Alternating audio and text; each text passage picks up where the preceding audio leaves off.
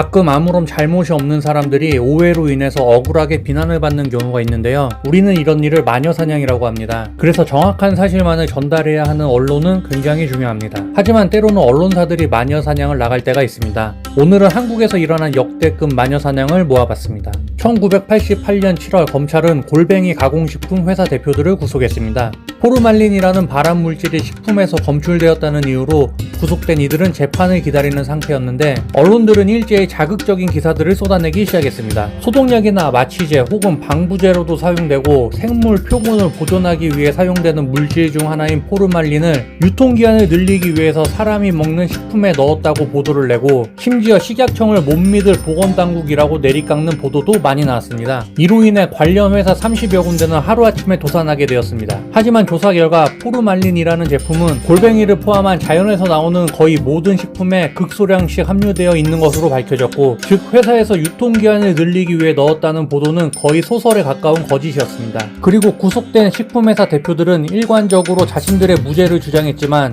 이러한 기사를 다루는 언론은 거의 없었습니다. 재판 결과 식품회사 대표들은 무죄를 선고받았지만 이미 회사는 망가지고 빚더미에 앉게 되었습니다. 이들은 국가와 언론사를 상대로 37억의 손해배상 청구 소송을 제기했지만 언론사는 책임이 없다는 결론으로 마무리됩니다. 2004년에는 일명 쓰레기 만두 사건이 터집니다. 당시 유명 만두 체인점과 분식집에 만두를 납품해오던 으뜸식품이라는 회사가 중국산 단무지나 썩은 무로 만든 만두를 납품했다는 보도를 했는데 이 여파는 어마어마했습니다. 정말 말 그대로 하루아침에 만두 소비량은 급감했으며 몇몇 만두회사 사장님들은 억울함을 이기지 못하고 극단적인 선택을 하기도 했습니다. 하지만 언론은 여기에서 멈추지 않았고 만두회사 사장과 직원들은 자신들이 만든 만두를 먹지 않는다는 보도까지 송출해버립니다. 그리고 한 달 후 식약청은 국내 만두를 조사했고 검사 결과 만두에는 유해한 성분이 없음이 확인되었습니다. 하지만 이미 시민들의 인식에는 쓰레기 만두가 너무 강하게 새겨져 있었고 꺼름칙한 마음에 한동안 만두를 사먹는 사람은 거의 없었습니다. 결국 만두와 관련된 중소기업 몇 군데는 폐업을 했고 대기업들도 한동안 심한 매출 하락으로 고생을 했습니다. 언론사 내에서도 자성의 목소리가 나올 정도로 심각한 마녀사냥이 되어버린 만두 파동은 그렇게 마무리됩니다. 1989년에도 검찰과 언론의 환상적인 콜라보레이션이 있었습니다. 전설적인 우지라면 파동입니다. 검찰은 공업용 기름으로 라면을 튀긴다는 제보를 근거로 삼양식품, 오뚜기식품 등 5개 업체 대표를 구속합니다. 이유는 공업용 우지로 면을 튀겨서 식품관련법을 어겼다는 건데요. 예전에는 라면을 윤활유 같은 기름에 튀긴 걸로 아시는 분들이 간혹 계셔서 혹시나 하는 마음으로 말씀드리는데 여기에서 말하는 우지는 윤활유가 아니라 소기름입니다. 검찰이 5개 식품업체 대표를 구속시키긴 했지만 보건사회부가 조사한 결과 식품공정규격에 어긋나는 제품을 한 건도 찾지 못했다고 밝히면서 정부 부처 간의 싸움으로 이어집니다.